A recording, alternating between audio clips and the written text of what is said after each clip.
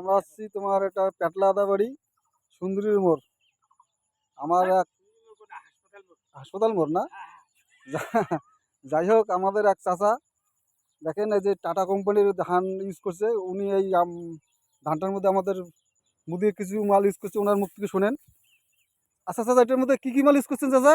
প্রথমে দিছি 80 গোলটা 100 হ্যাঁ গ্রাম, হ্যাঁ 80 জাম হ্যাঁ 100 গ্রাম হ্যাঁ বালার সঙ্গে মিক্স করে জমি ছিঁড়ি দিয়ে আমি লাগাছি। হ্যাঁ তারপর যখন আমি এই মানে এই ধানটা যখন আমি চাপানটা দিছি হ্যাঁ তখন 100 গ্রাম ম্যাক্স আচ্ছা ইউরিয়া স্লাইড 8 কেজি হ্যাঁ দেওয়ার পর আমি এটা ইউজ করছি।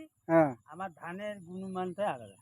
অ্যাকচুয়ালি তাতে প্লাস এটার নাম হচ্ছে টাটাটা ওখানে আছে, এটার নাম হচ্ছে মাহিন্দ্রা কোম্পানি। মাহেন্দ্র কোম্পানি না? মাহিন্দ্রা কোম্পানি, কারণ এই কোম্পানির লোকের সাথে আছে। হ্যাঁ হ্যাঁ হ্যাঁ হ্যাঁ তাদের রেজাল্ট কিরকম মানে? এই এখন তো পাবলিক এই যে ধানের জন্য সবাই চাইতেছে, তাই নাকি? তা আমাকে ধান নিলে হবে না, আমার প্রোডাক্টটাও নিতে হবে। আচ্ছা আচ্ছা আচ্ছা আচ্ছা, মোটামুটি বিঘে কত মন হতে, কত মন হতে পারে? ভালো চলে, হ্যাঁ উনি ভালো চলে, এটা আমি নতুন এবার করছি। তবে আমার এই যাই হোক বর্ণনা দাদা, আপনার এটা মানে কি ধান, এটা বীজ দিন দাদা এটা আপনার?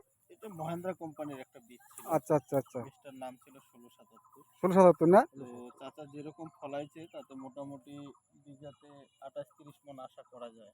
আচ্ছা এরকম আচ্ছা ফলন আসতে পারে। আচ্ছা আচ্ছা আচ্ছা, যাই হোক আপনাদের আমাদের প্রোডাক্টের কথা বলেন, মুদিগের আমরা আপনাদের কথাটা বলবো। হুম, হুম, হ্যাঁ ঠিক আছে। হ্যাঁ হ্যাঁ, থ্যাংক ইউ।